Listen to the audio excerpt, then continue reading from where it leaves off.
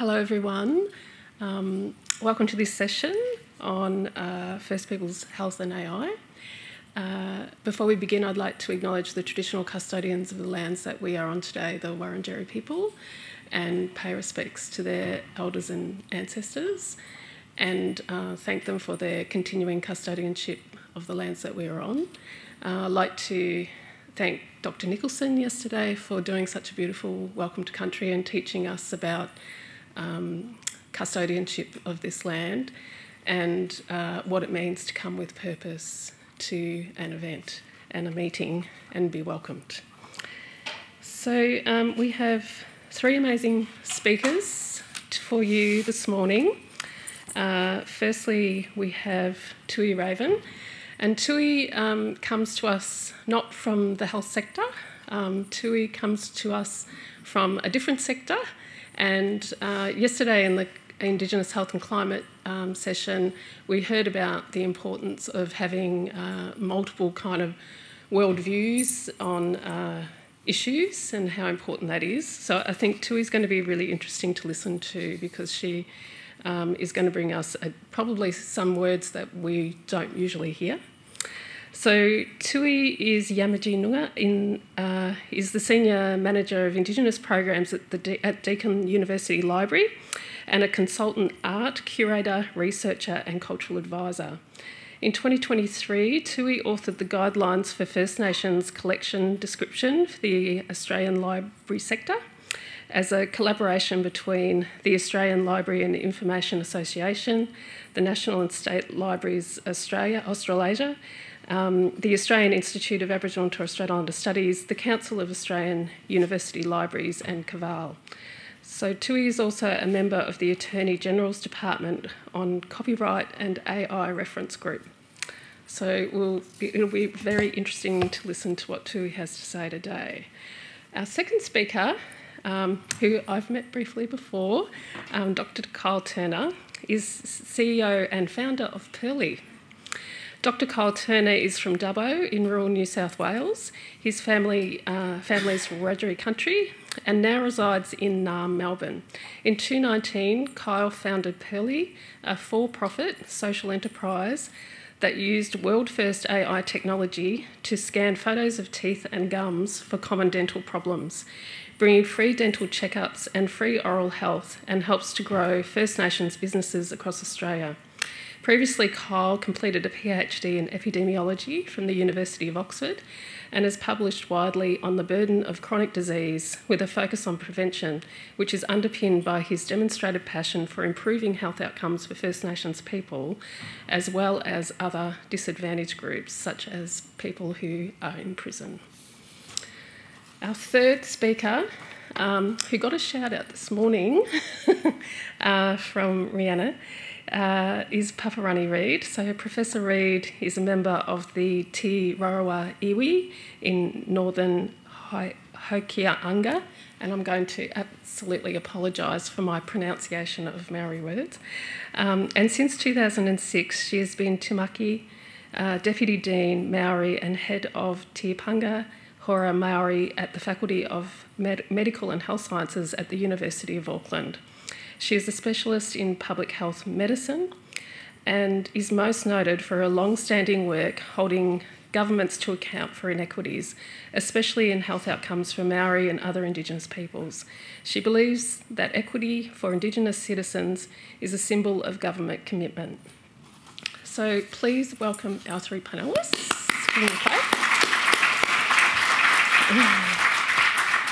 So the session today, we're going to have some presentations from the panellists, and then we're going to open up for questions from the audience as well. So welcome, and I'm going to introduce Tui.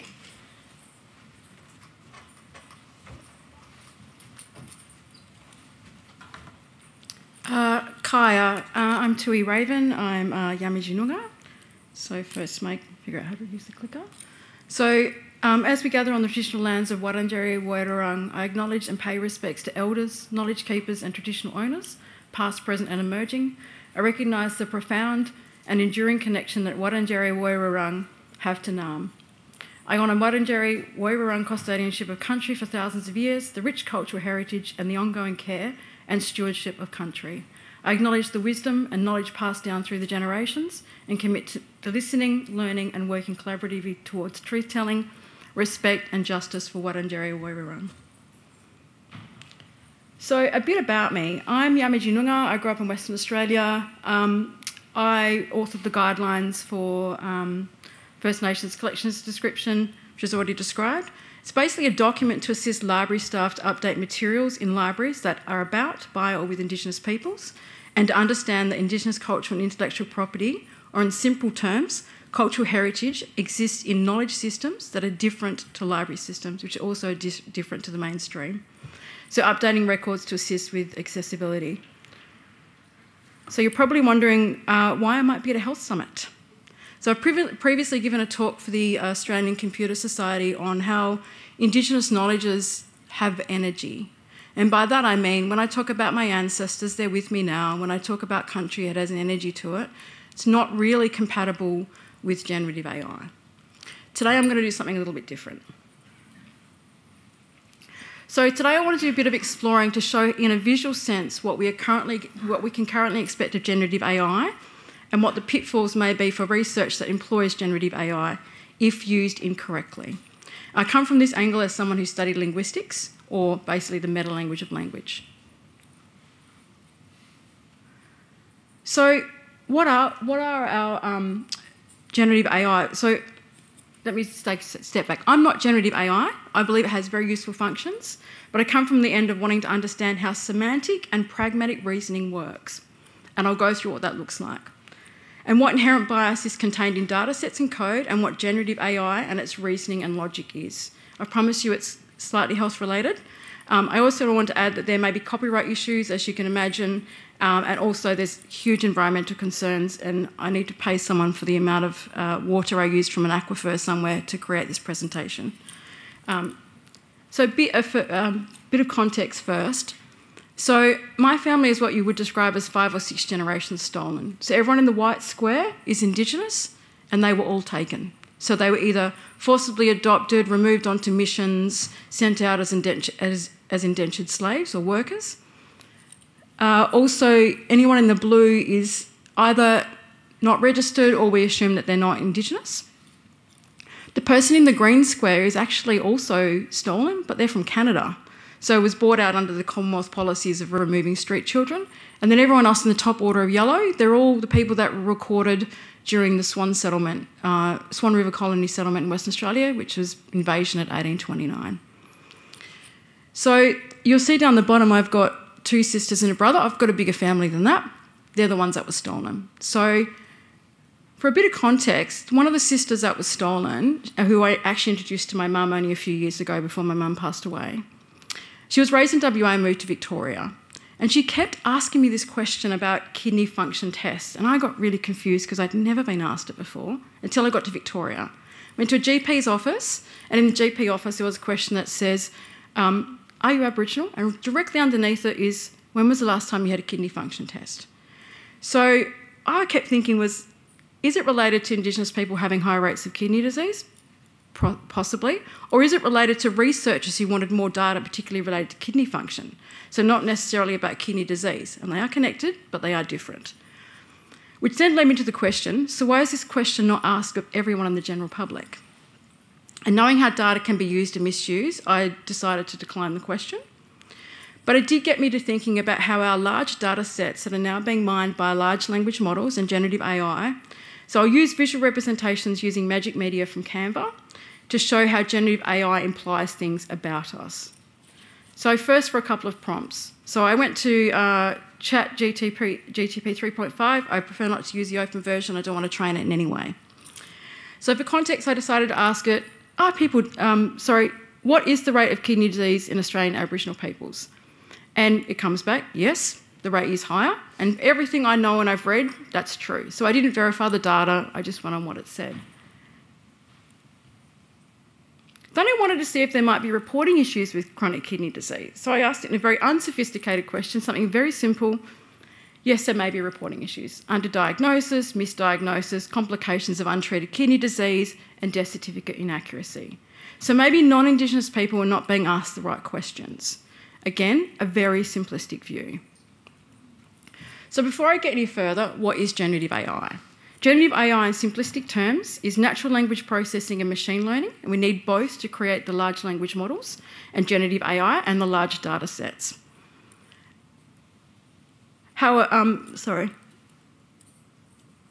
So large language models interpret human language based on vast amounts of data to create some type of product, so like text, images, videos or code. However, to quote Cloudflare, one of the biggest networks operating on the internet, large language models can only be as reliable as the data they ingest. So I guess that's where the retrieval augmented generation comes in. That's supposed to be like a validity, so increased reliability. Or in computational linguistics, logistics and mathematics, we call that truth value or logical value, e.g. whether a proposition is true or false. These are supposed to validate the data by going out and finding more data for you. There's a short video on RAGs. I thoroughly recommend you go and have a look at it. It's by Marina Danilevsky, who's a senior research scientist at IBM, who in a very simplistic 6-minute video describes what RAGs are and how they should probably be employed for large language models. All the definitions above have been referenced. We may not get through it. If you need a copy of the slides, please reach out. So to keep it a little bit easier, I'm going to be focusing on linguistics in relation to natural language process, which is based on understanding how language works. So Twilio describes the 5 steps of natural language processing as lexical analysis, so understanding free and bound morphemes, e.g. understands what we call a free morpheme, and the ing, if you're doing understanding, is bound. It needs to be connected to another word for it to make some sort of sense. Semantic analysis, understanding the meaning of words or lexical units. Syntactic analysis or grammar, most of us know what that is. So in English, we change the meaning by changing the word order. So, you know, a cat chased a dog is different to a dog chased a cat. So it's easy for us, we just do it in word order. Discourse integration, which deals with pragmatic ambiguity, which I don't know much about. I mean, I know a little bit about it.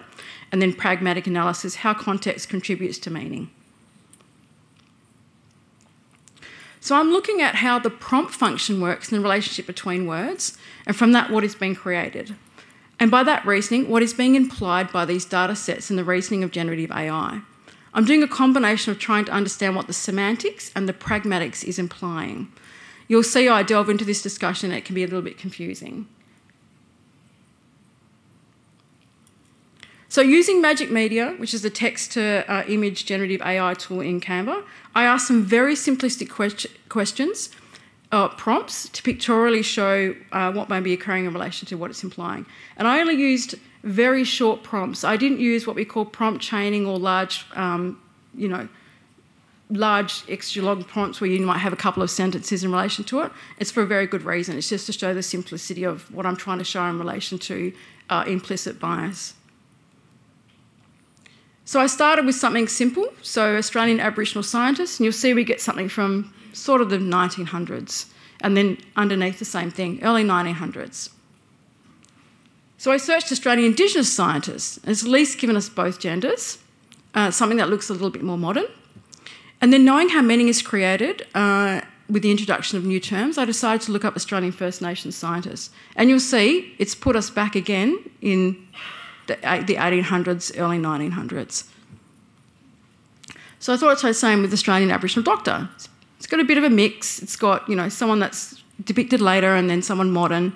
Aborigine, it's a bit of a Frederick McCubbin painting if I look at it. I mean, he's not down on his luck, but that's what it's trying to imply.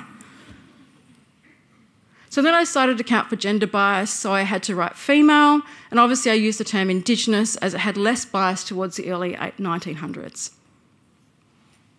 Then I wanted to add something that showed more of a diversity, so I had to add pale skin to give us a representation of all other Indigenous people that might not be captured by the narrow scope of the term Indigenous. So back to my question about kidney disease. Is it something we can search for in images? I thought I'd start with a process that just involves equipment, thinking it might get an image of a kidney dialysis machine. I deliberately didn't put machine on the end of it because I wanted it to have a little bit more of an open sense of what it might be looking for. As you can see, It gave me nothing. Then I thought I might try adding person kidney dialysis. So as long as you include the lexical unit as a subject, like person, or fill that spot that implies person, so Australian Aboriginal, Australian Indigenous, it will render results.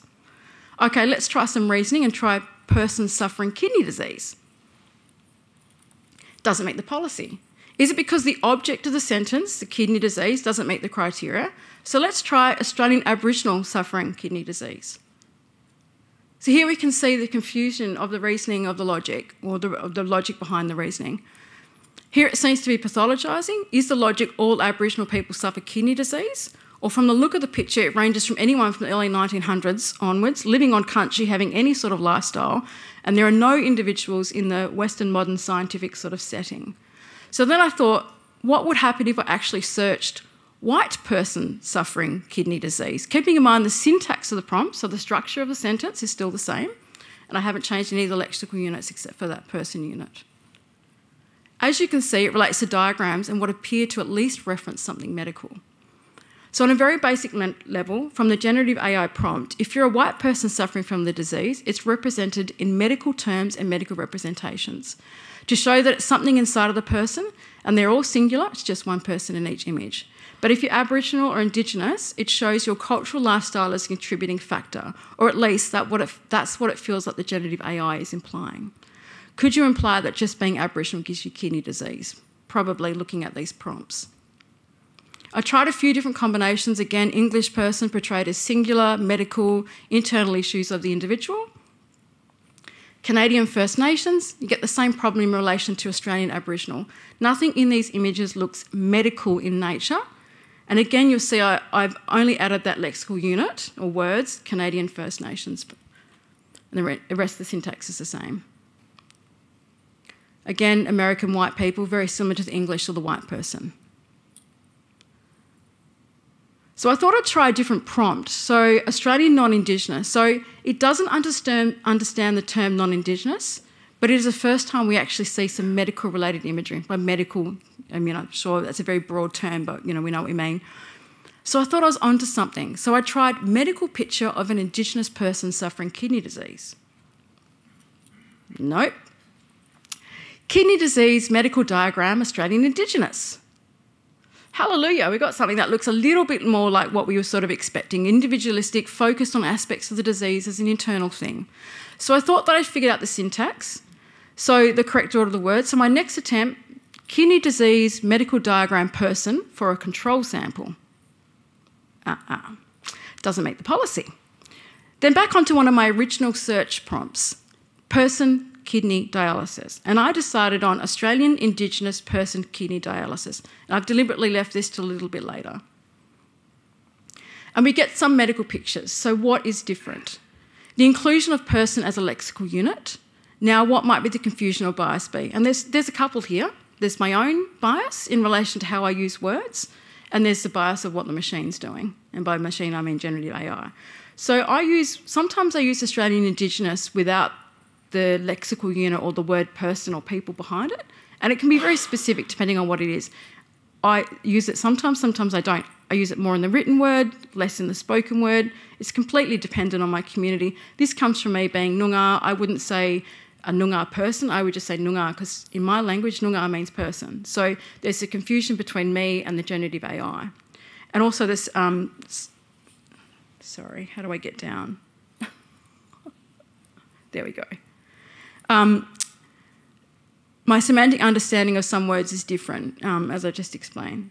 So I wonder how the use of these terms and what we are training generative AI to do, and are we teaching it more bias, and what is occurring with the reasoning and the logic? So I thought I'd end on two examples to show you what's actually occurring. So the first one, I've added the lexical unit people, which implies collective, and then added next to that Australian Indigenous. So this is what's actually occurring when you look at it in a structure, as it's called a syntactic structure. It's not a full syntactic structure because it's only a clause.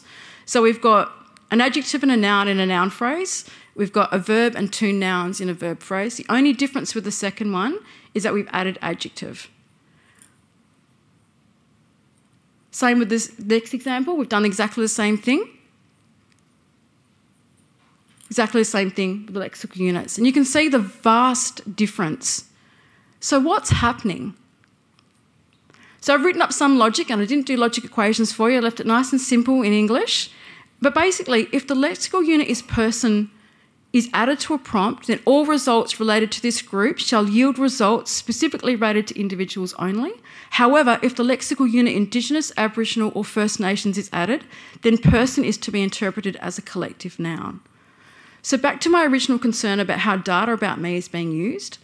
As a very simplistic example, would kidney function data about me, being interpreted by generative AI, be read in the context of my background, e.g. Indigenous, as an individual, or would generative AI create different results based on adding Indigenous? So if I didn't have that in there, is it going to change the results? Is it going to view me as a collective as opposed to an individual? Is it then going to make assumptions based on my background about how it should read the data? So the bias appears to already be in LLMs, which we should know. We're already biased in that way. We already see, when we look at some people when we work in the healthcare system, we don't see them as an individual, we see them as the collective of their group. And the bias already exists within the data. So there is hope, though, with the introduction of retrieval augmented generation. Hopefully that will reduce some of the bias. And there's also pragmatic reasoning and generative AI. And there's a really great paper, like Jap Krajit, who wrote on pragmatic reasoning. It's a thesis master's paper, who wrote about, it's going to sound weird, adjectival monotonicity. Basically, it's what are we doing with those extra adjectives within our generative AI that are changing the pragmatic reasoning for our generative AI? Thank you.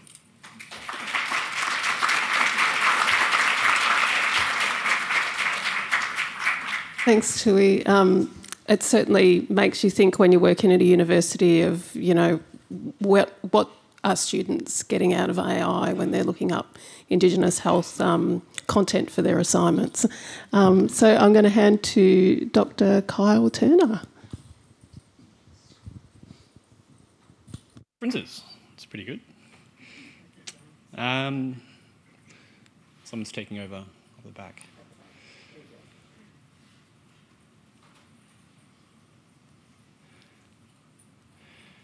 Good morning.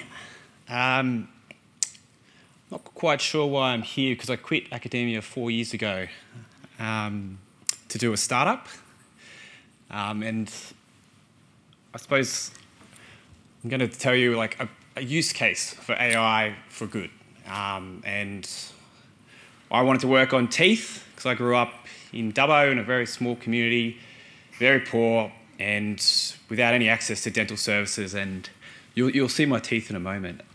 And it's something I feel, I don't know, I've always wanted to fix. So I'm an epidemiologist, did my PhD at Oxford, always loved technology. This is my second startup.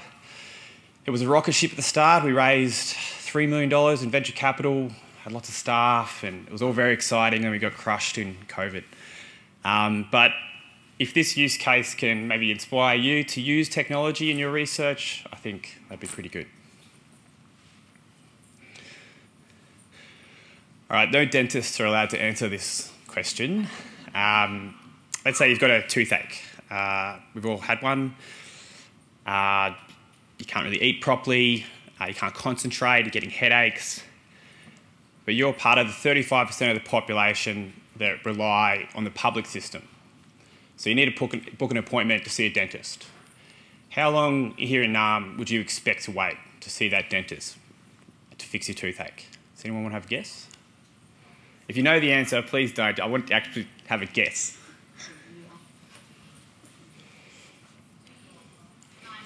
9 months? 2 years. It is 2 years. So you've got a toothache that whole time. It's getting worse. It's really impacting your life.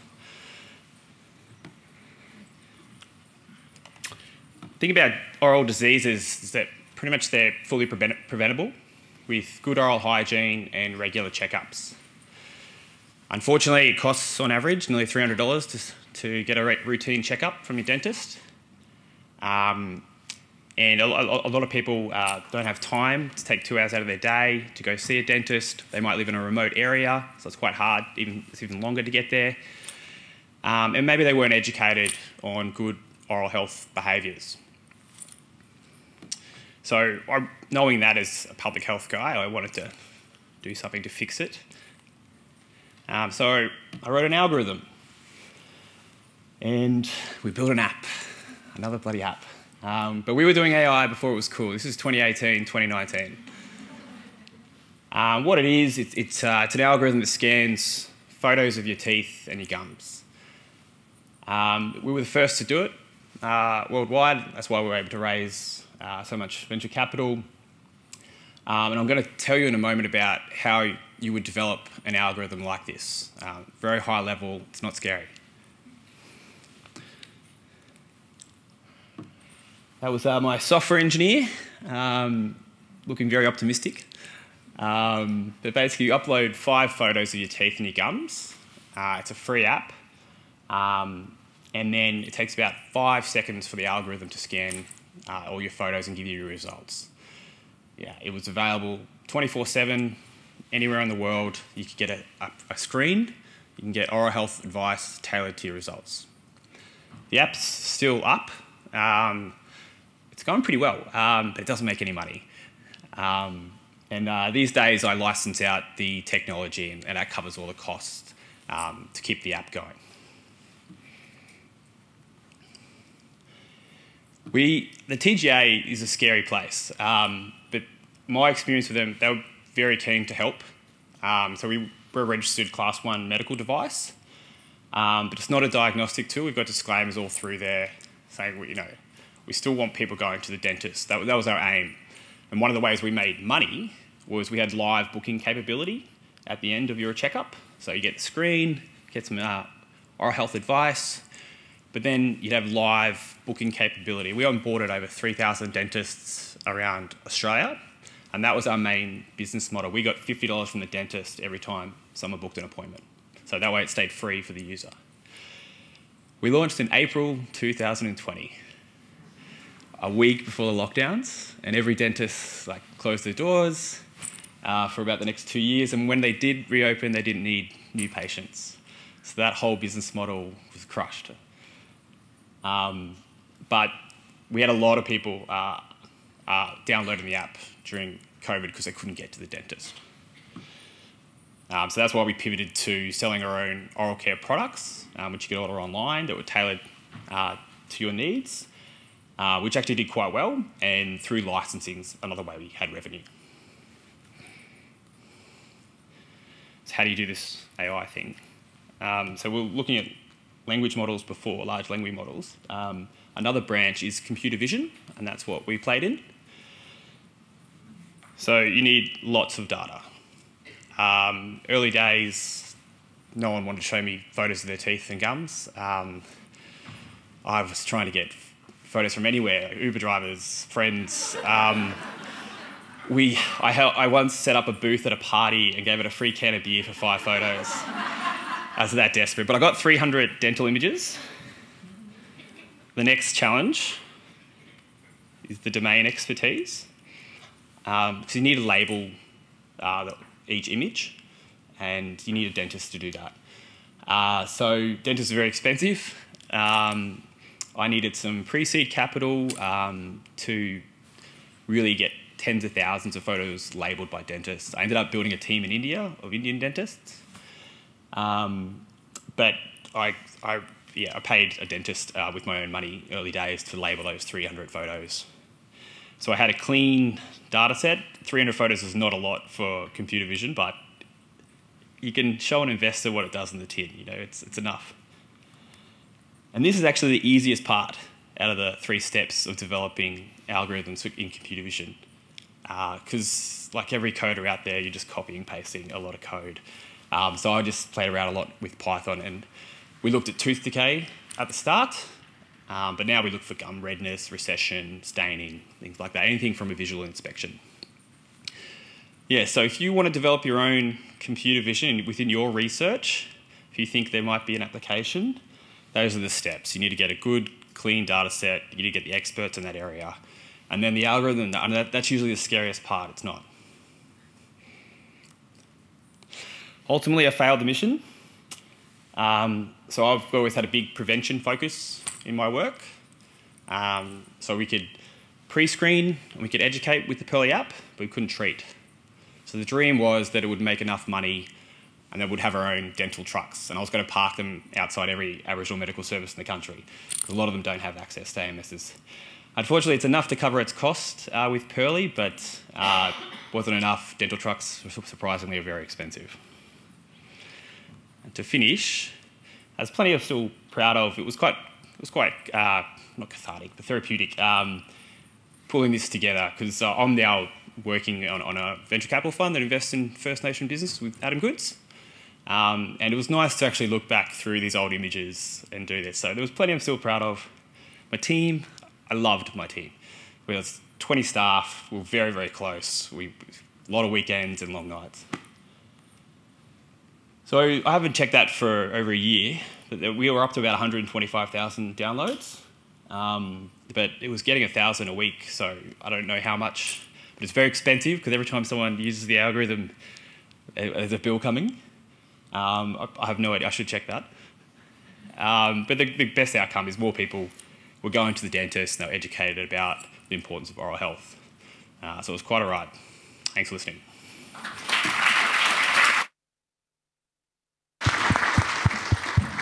Thank you, Kyle, for making AI not sound very evil. And next we have Professor Reid.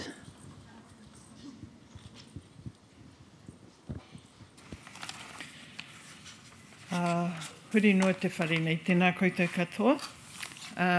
Ko ai ahau, ko Papa Arangi Reid tōku ingoa, he uri ahau no te raroe I te taitoki rau. Nō reira, he mihi mai aha ki ngā iwi takitaki o tēnei whenua, nā ahika o tēnei whenua, mihi mai, karanga mai, tēnā koutou. Kia tau te maungarongo ki rungu I te whenua, he whakaro pai ki ngā tāngata katoa. I'd like to, first of all, I don't sing, so I just want to let you know there are Māori who don't sing, and it's a good thing that I don't sing, as you would know if you heard me singing. So respects to Rihanna and her skills. But I also want to note my respects to the guardians of the unceded territories and waterways of this beautiful land, and my respects to the Wurundjeri people of the Kulin Nation and for their welcome and hospitality for us at this time. If you knew me, and my children would tell you that I'm not known to be tech savvy, so why on earth did I get invited to be on this panel? AI does know me, and I know that because when I go on the internet and social media, I note the advertisements that target me. They mainly relate to old people choosing assisted living circumstances, a certain demographic with grey hair going on river cruises in Europe,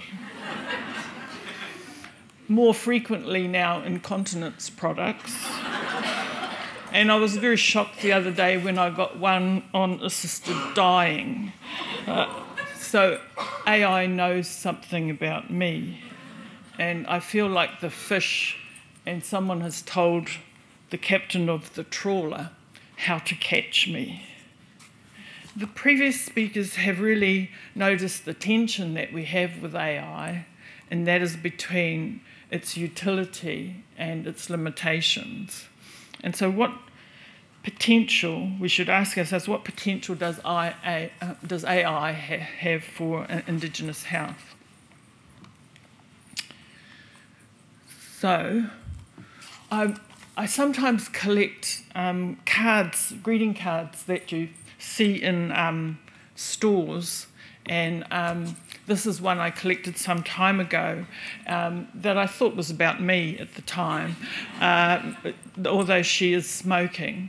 But I love the fact that, and I think this so relates to AI, she had not yet decided whether to use her power for good or for evil. And that's the tension, isn't it? That's the tension of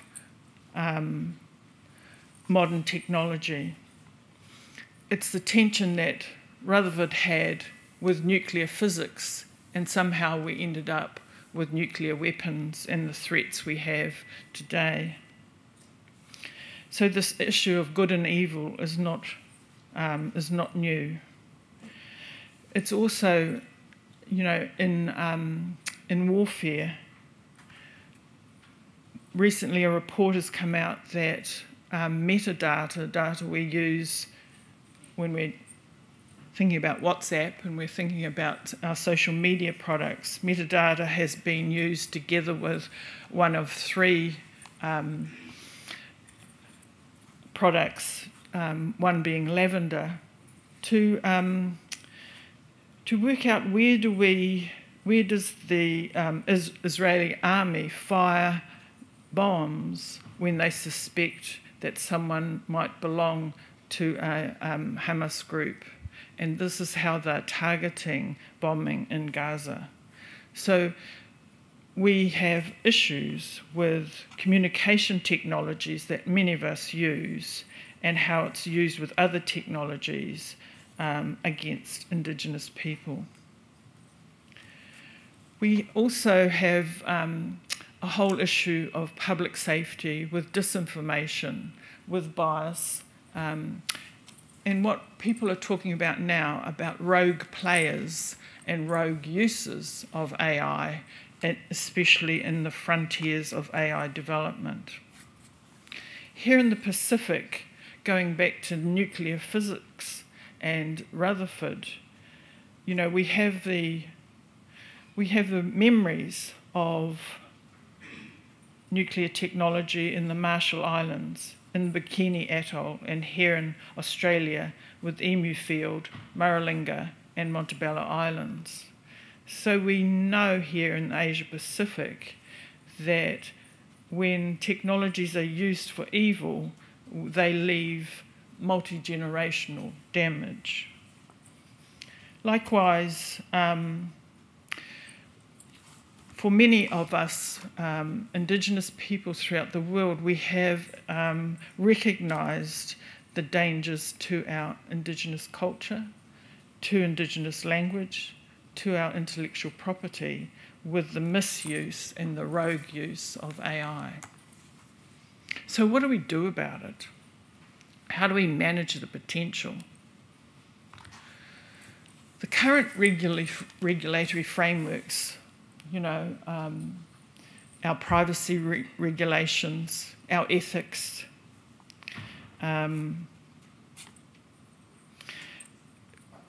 our IP, our legal frameworks are often challenged and often behind the game.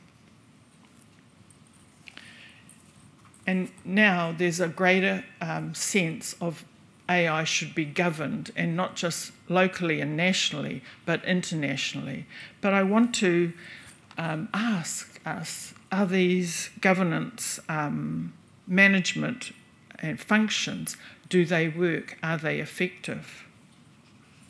I noted on the news in the last day or so that someone's trying to bring Elon Musk to task over the continued publication of a violent incident in Sydney, and he's not really responding. We don't have the correct regulatory functions internationally to bring about cross-border effective action. So if we understand the dangers for Indigenous people with AI, we must make sure that the governance management is effective. And I'm not quite sure that they are effective against rogue players, against people operating at the frontiers and across international borders. And unfortunately, my example for this is our current international bodies for peace like the UN and the International Court of Justice doesn't seem to be very effective in the multiple challenges we have to peace across the world now, whether it be in West Papua, whether it be in Africa, and whether it be in Myanmar, and whether it be in Palestine. In all the systems that we have, whether it's the United Nations, whether it's WHO, some of our international bodies are no longer effective in bringing about governance. And as some of the speakers said earlier this morning, the racism is still embedded in the systems of those international agencies. And furthermore, the systems, who was it who quoted Helen Clark, who said, I think it was Professor Evans, who said that they just acted like a charity of generous northern rich nations divvying out some money, well, she said it nicer than that, to poor nations. And so the challenge I have when thinking about AI and the management and governance of AI is that we don't have effective systems of governance for many of the things that we need governance over internationally. And so are we expecting an international agency to all of a sudden discover how to do good governance? And in fact, when we're still living in the same value system that has embedded racism, that has embedded colonisation, and that embedded in that system is consumptogenic. It's a consumptogenic system, and it's dependent on extractive capitalism. And so I believe AI is caught up in that system. It's caught up in the economics of the current world systems. So AI is unable to protect Indigenous rights, and so we need new knowledges to manage AI. I would suggest we need old knowledges to manage AI. And I want to put up my own radical idea, and that is that we change our relationship that we have with data. I want to tell you the story of Auntie Sophie, who was an elder that worked with us when I was working in a previous job. And her son, Frank, had died previously from lung cancer. And we were looking at some data about Māori and lung cancer. And when she looked at the data, she said, "Oh, next time, Frank, that'll be Frank."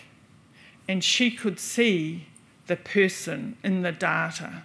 And we have now come to represent data of us in a way that depersonalises us into noughts and zeros and ones, and it takes away the Indigenous relationality, the Indigenous value systems, and Indigenous data. And I think that what we need to think about, instead of, or maybe as well as, governing AI, is that we rebuild, represent, and repersonalise our issues with data. And I take this parallel with planetary health from the understanding we got yesterday that we're unlikely to solve the problems in planetary health using the same logic that created the problems.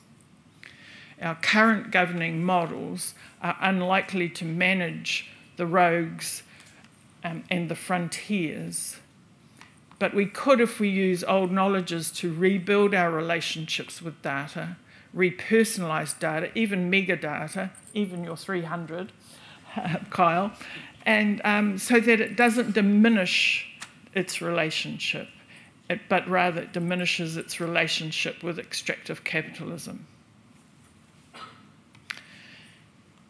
I think that AI and Indigenous sovereignty and self-determination, so in our consideration of AI, we must have Indigenous sovereignty and self-determination at the core of our understanding. And I want to acknowledge our dear friend, Dr. Moana Jackson, who talked about 10 ethics that we should have as Indigenous researchers he was talking about at the time. And he said we must acknowledge prior thought, that usually we don't have a light bulb moment, but rather our minds gather thoughts that have been told to us by a number of other people. That we do have a moral choice and we must make the right moral choice. That we must remember that time and Indigenous ways of viewing it is circular and not linear, and that we do have the power and choices that we make, what we should do, and in relation to power differentials, so we can make choices about how we use the power that we have. That we also must seek solutions that change and improve our lives, that we must have the courage to do brave things, and this is brave for Indigenous people, but also for our non-Indigenous allies.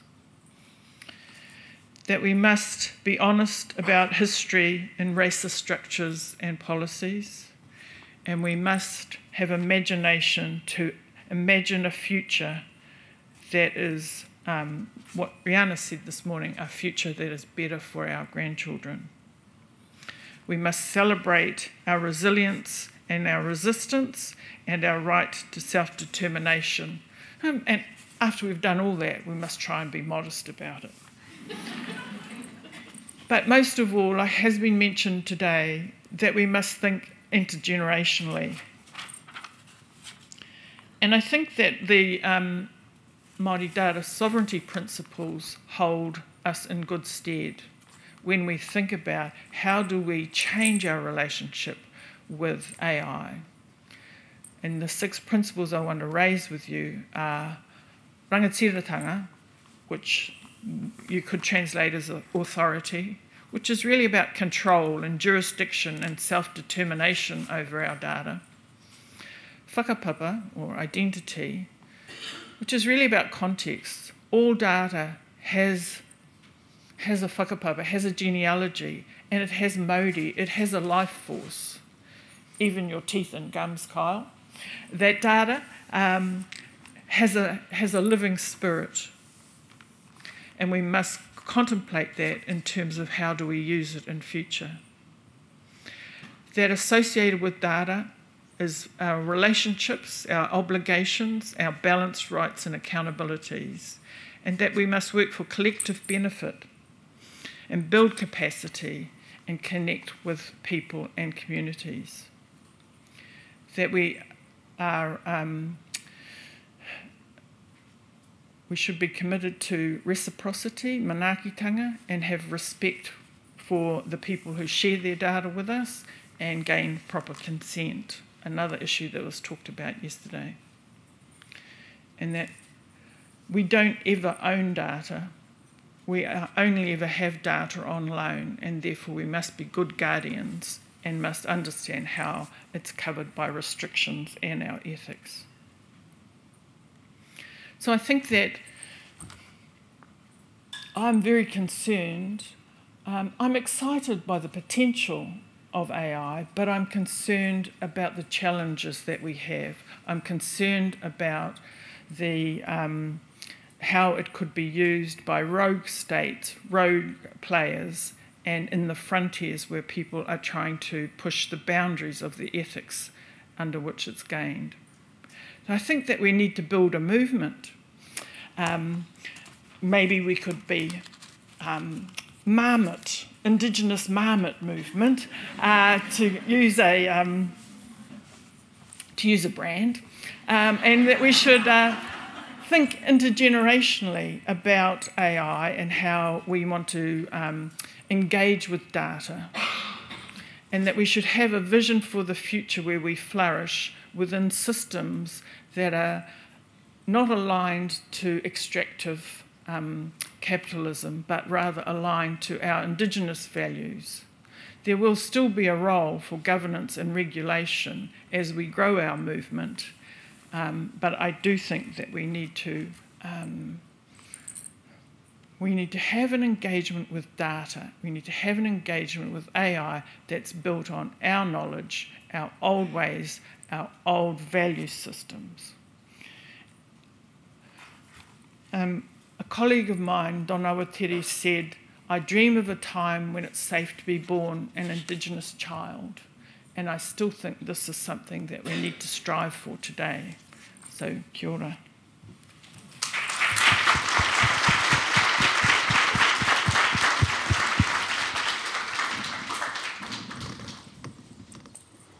So you've heard some very diverse views on AI, some similarities, some diversity.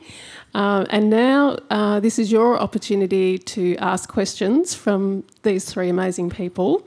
And I can honestly say I've never been in a room with three amazing people like this before talking about anything like AI. So, you know, this is a golden opportunity for you to ask some questions, so don't miss out. There's some microphones in the middle here, which I think you can stand up and use. So I can see. I can pass them as well. If it's Yep. Does anybody have any questions they'd like to ask? Oh, we've got to straight up.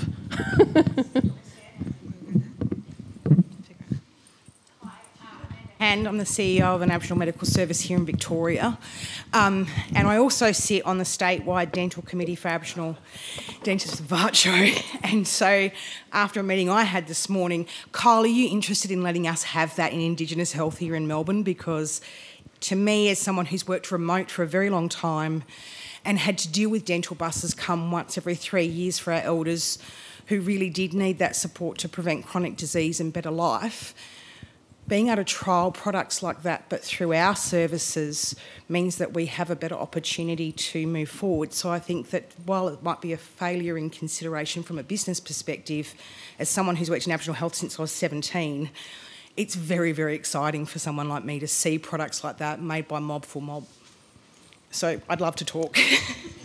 Yeah, of course. Yeah. That was always the plan, to give it free for the AMSs, but it's not a dentist. It's a screening tool and an education tool. I wish it could do the treatment part. Yeah, it's a good lead generator, and that's how we license it out to health insurers, etc. They're using it now as a marketing tool to get people, and at the end they sell insurance. But yeah, that would be great. Yes.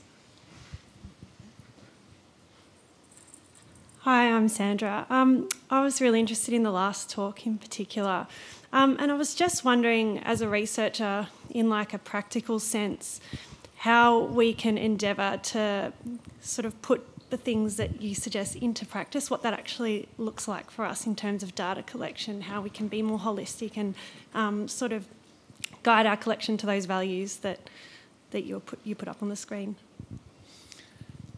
Kia ora. I think that there is some work being done now by Indigenous researchers here and in other places, New Zealand, Canada, that are actually trying to engage with data according to those Indigenous data sovereignty principles,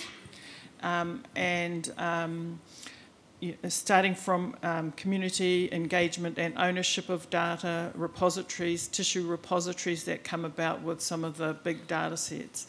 It's a really good beginning and a bit of a developing school of thought. I don't know where you are, but I know people like Sandra Eads here, Alex Brown, who do we meet? Yin Paradise are all people who are working in this area and are actually leading large data projects that are trying to engage with communities and individuals in a way that meet those ethics. I can jump in there. I think one of the problems for data at the moment is the way we label it. So currently it's labelled in a Western system. So how do you change your practices to account for a system that isn't Western? You need to label your data in a way that can be accessed by Indigenous people in the system that's appropriate for us. And so people just look at data and go, we need data sovereignty. We actually need to label those buckets of data. So when I say that, are you labelling an individual like as a male from this, from, I don't know, Western Victoria? Or is it their Indigenous community with their kinship system and their relationships attached to their data? So if you're not labelling it correctly, how are we going to train our data to do the right thing? So it's the first part of that problem is labelling it in an appropriate way. Kyle, did you have any thoughts? No. Short and sweet. I think there's the care principles as well that are around that are very good as well, and there's some amazing people doing work in that space. We're very thankful for their work. Are there any other questions that people have?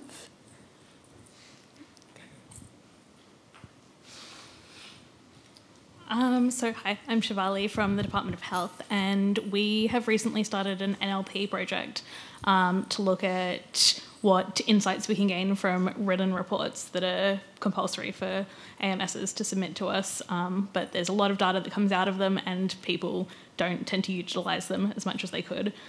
So we've been running an NLP to work out what kind of data we can extract from that information. I was just wondering if you guys had any thoughts on any of the risks that could be associated with running it through an NLP rather than individually going through each and every report kind of thing. What NLP are you using? Escient? Do you know the background coding for it? This is one of my questions, so that would be your recommendation, is work out more of the background of how that data has been created. If the NLP has been coded on an American group and you're asking that NLP to then go and process documents that are at Australian English and Aboriginal English, is it going to be able to understand it? Gotcha, yeah. So it is an Australian-based company, which was one of the big things that we were searching for when we did it all, that has had experience with Indigenous data in the past. But yeah. I've got a lot of questions, but can we have a chat afterwards? Yes, I'd love to.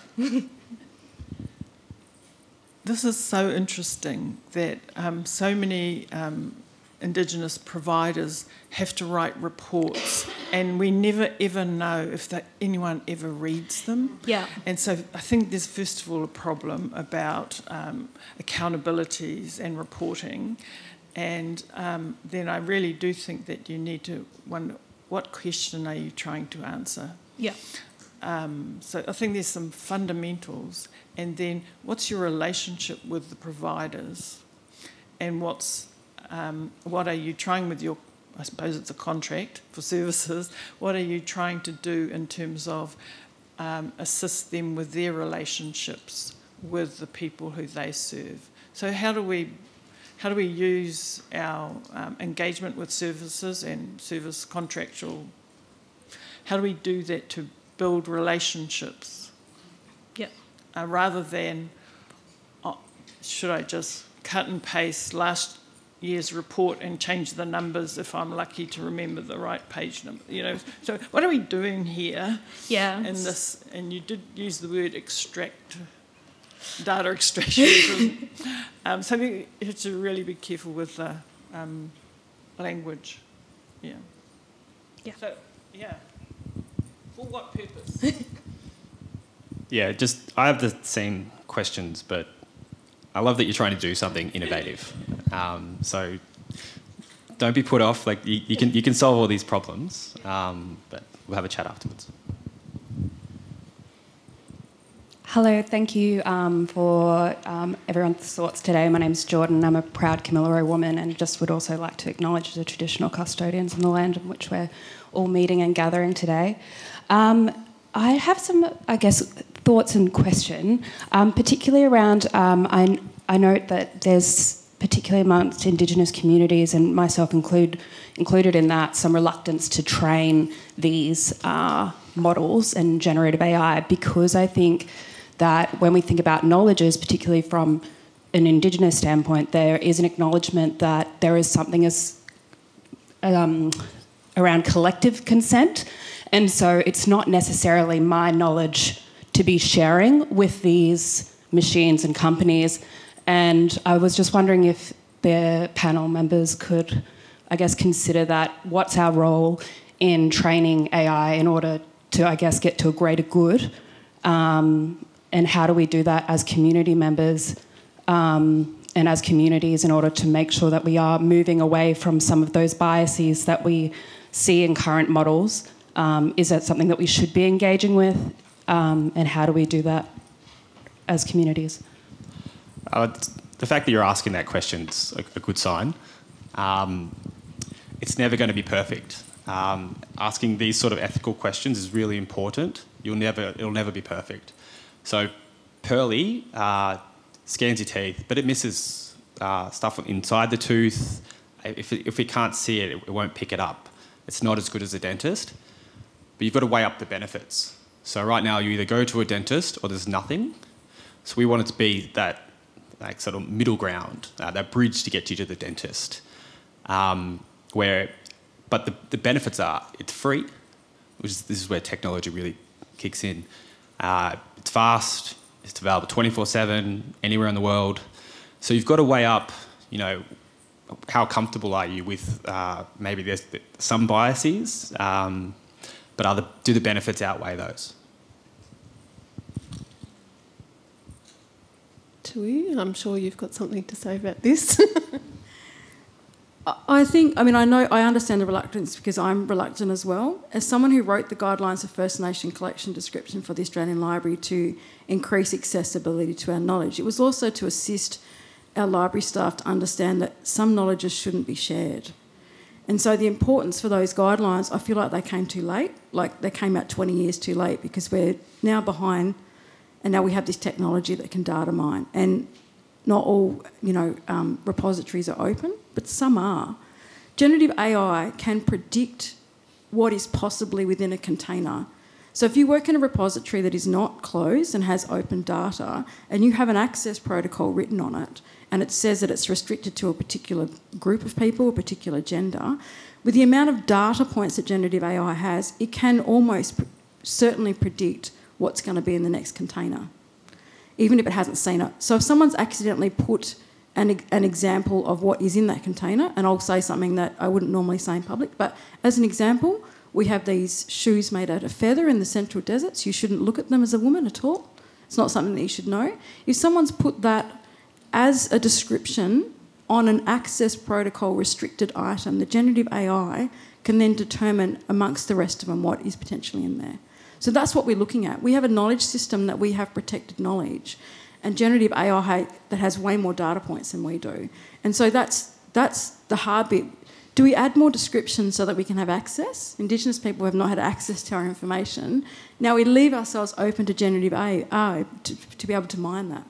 So we're stuck in that thing. And I do agree with you, Kyle, that there are ways to weigh it up. So the reason why I wrote the guidelines is so I'm making sure, and I work in a community of practice with librarians, is that we describe it in a way that it can't be mined. So and I understand what you're talking about, that's what's really hard for us. How do we have a dead data system? And I say dead, it doesn't contain energy, except for the thing that's running the background, computer. It doesn't understand that the things that we hold dear to us can make us sick, can make us healthy, and has all these different impacts for us. So, we're stuck in that. Just make sure you describe it in a way that the generative AI can't create a data point from it.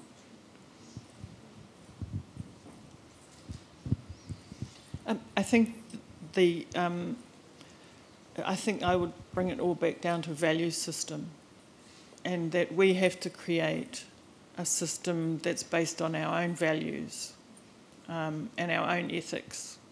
And yes, it's going to probably take a long time to develop that, but I don't think that we should not start, because if we don't start today, we'll have to start tomorrow. So we may as well start that and begin our own data system, because otherwise we're always going to get screwed over by one that's based around extractive capitalism, that's based around mining us and delivering on biases it has about us because of the inbuilt racism and coloniality within the systems that control it. So I think that we have to start thinking about how do we manage our own based on our own value system. And that will have to start in small ways rather than big ways.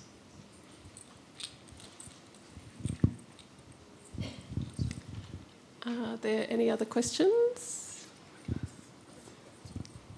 I think I saw somebody over here. Was it you who had a question before?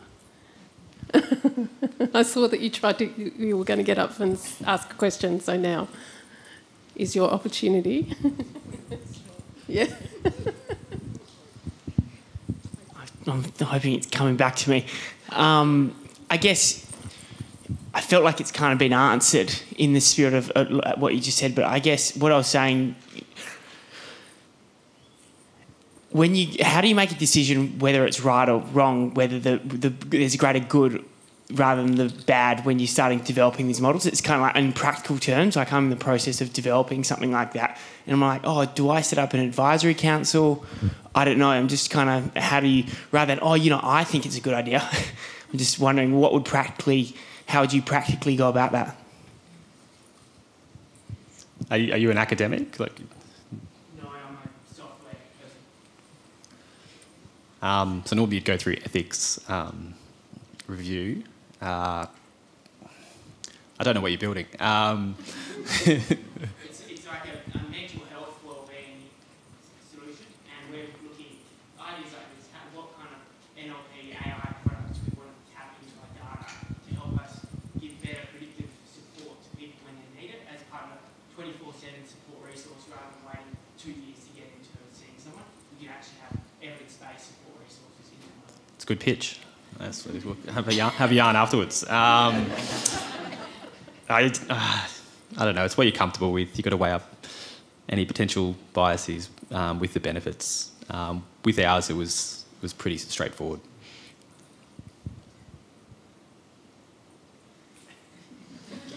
It's a very broad question. I'm just thinking, if you were to do it again, or like mental health is a very wicked challenge, there's so many different variables, do you think it would be better to engage like an advisory group rather than going down and getting ethics approval, which I've done in the past? We can do that.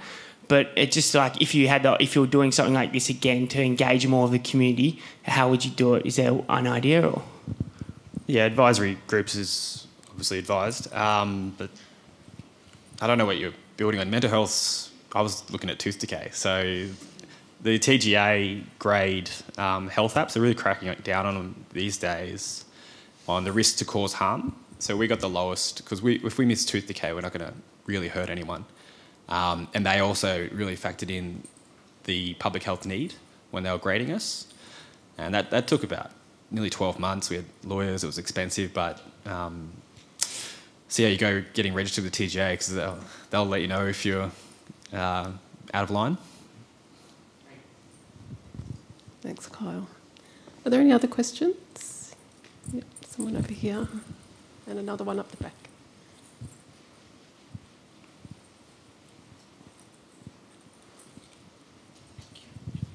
Thank you very much to the speakers. I'm really learning a lot, and thanks for your presentation. It's very edifying and educational. I'm Maud Phipps from Monash University Malaysia campus. I've just got two questions.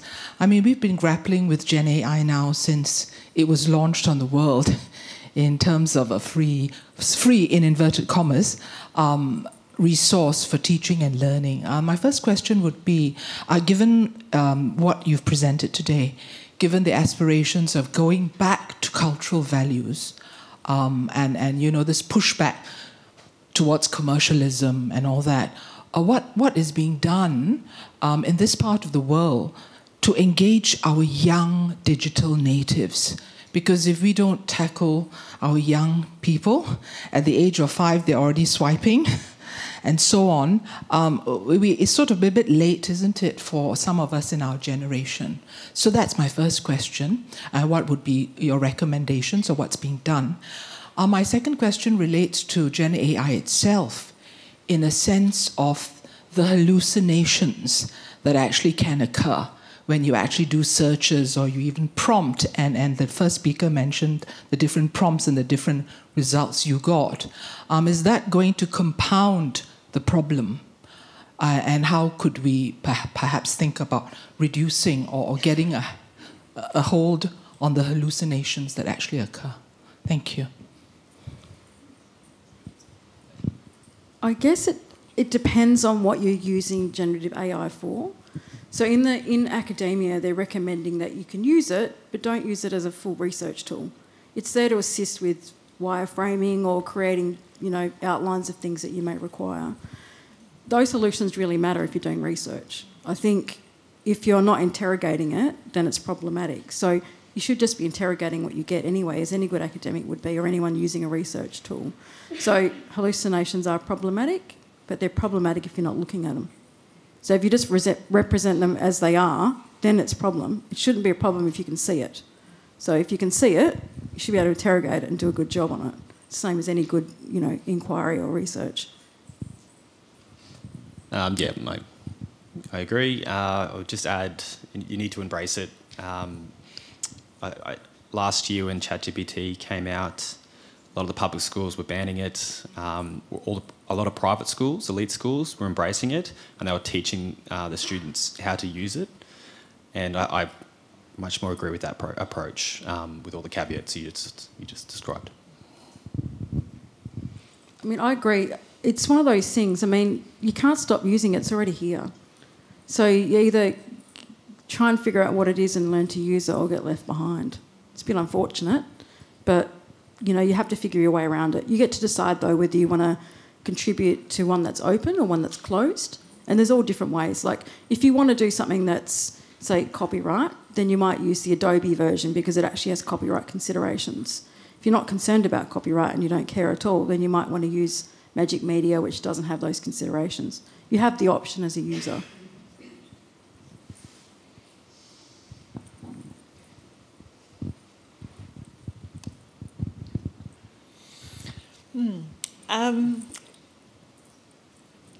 I think it is here, but we still have to manage how do we live with it, and how do we govern it, and how do we make sure it doesn't further colonise us. And I think those are really big questions that we have to cope with.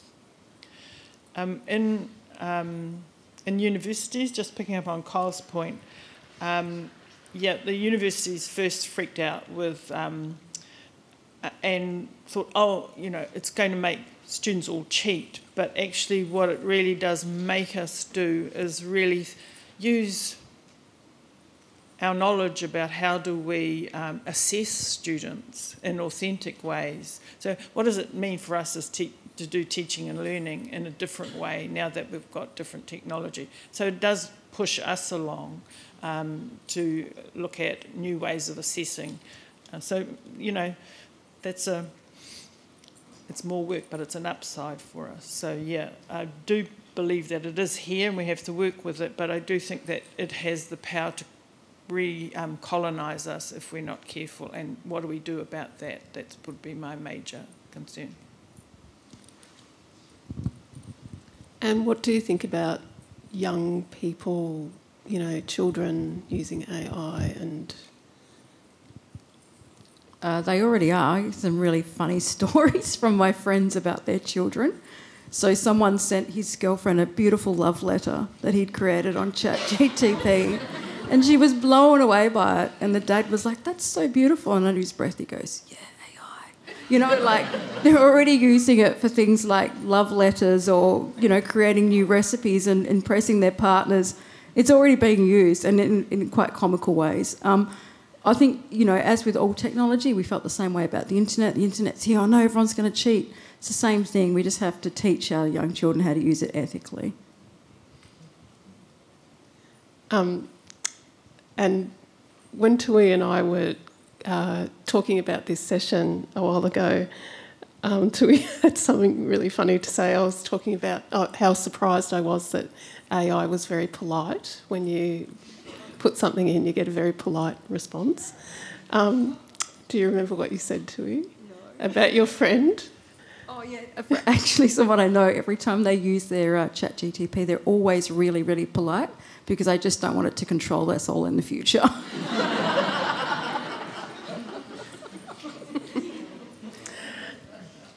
I think we had another question up the back here. Hi, yes. Thanks, Karen. Jane Fisher, also from the Monash Public Health area.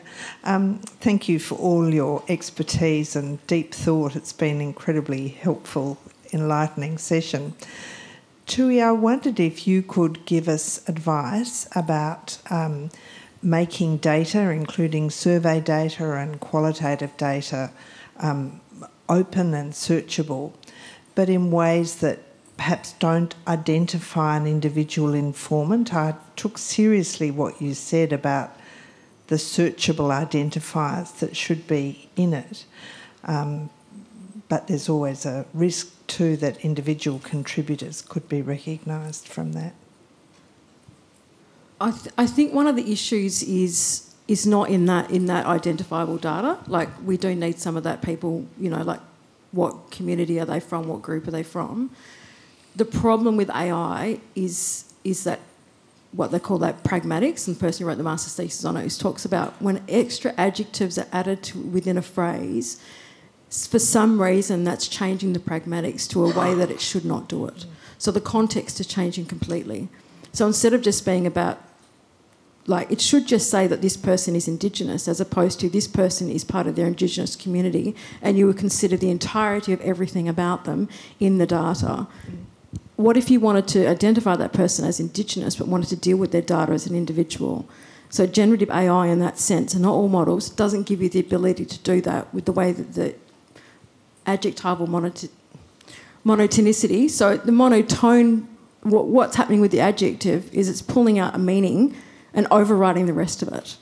And so that's not a problem for us. The problem, I think the solution is once we train our natural language processes to actually account for that bias within the adjective, then we're going to be getting somewhere. But at the moment, and it's not all of them, I'm just using an example from Magic Media to show you that it can occur. I'm not saying it does occur, but we need to be aware of it. It's creating this bias with these extra adjectives that we're putting into our prompts. Thank you. Can I add that what should we be considering how we're letting students engage with data in a depersonalised way, in a way that they're not engaging with the people, they're not having a relationship with the people, they don't understand how it was gathered, under what conditions it was gathered, what permissions it was gathered, and they are having a relationship with people and their data without any relationship, if you know what I mean. When I went on a course with James once overseas in a very beautiful part of the world, because that's what you do, and we were given some data that a British university had collected from people in Africa, and the Indigenous people in the room were going, what's this about, how do we get to recycle data that someone's collected and therefore thinks that they own this data or that they have some... So why aren't we thinking about the relationship that we have with the people which would make the research more valuable in real terms? So I want to go back to relationships.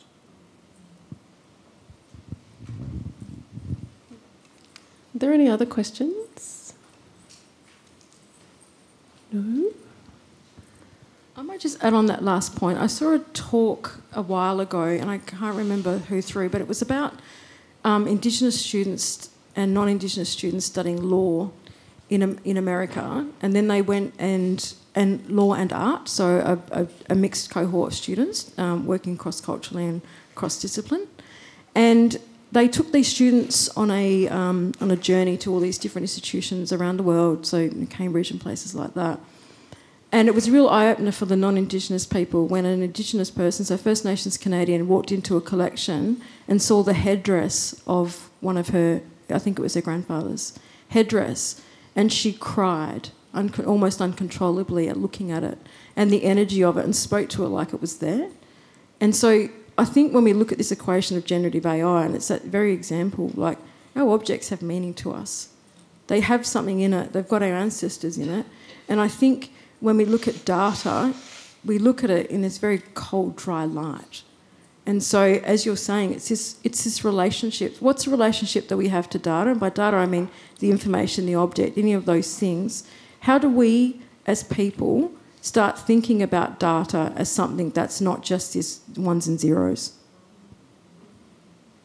Thank you, Tui. Are there any other questions? This is your last chance because we're about to wrap up. Yes, Look, I've waited, but that just seems like I now need to say something about a relationship that's just beginning with MIT, about work that they're doing on AI with an intention to build relationships of understandings, but at this stage it's kind of using groups or, focus groups idea. So I'm here for this conference because I'm engaged with an elder in the Kimberley, and we're looking about a whole systems transformation, not a marmot, but a kind of born from the community. And we're beginning with the youth, and because, their lives are complex. And so this question of how we generate conversations and we explore with them what's going on and what they're hoping and wanting, and particularly based around the school.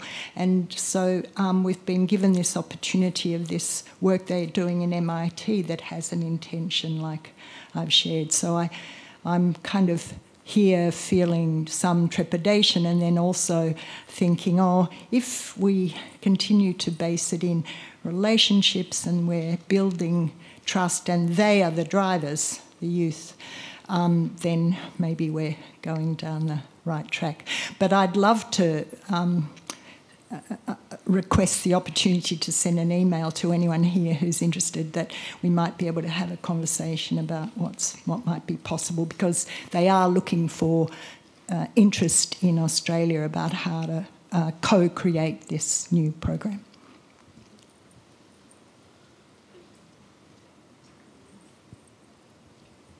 Thank you. Please email me.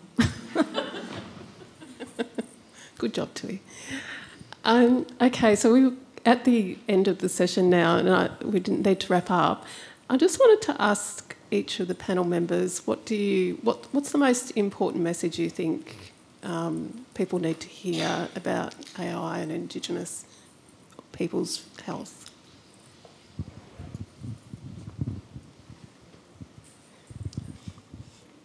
Don't be afraid of innovating. We moved quickly and broke things. I hate that expression. All the way through, but you've got to weigh up the benefits, and it just goes back to the point earlier at the back. Technology can really help a lot of people, so don't be afraid to give it a go. Generative AI is just a reflection of us. The bias is in there because we created it. If we want to uncreate it, we have to change our views. I showed you how the adjective can create us into a collective noun if you put Indigenous in there. That's because that's how we get treated. So it's done within the natural language processing. We need to figure out a way to unlearn that bias so that we can then create a generative AI system that works a little bit more broadly for everybody else. Yeah, and recognises Indigenous values. Nice.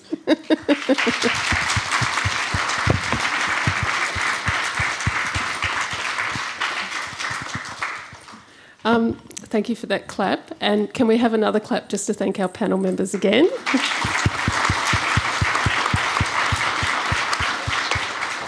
Thank you, everybody, for coming here today, and enjoy lunch.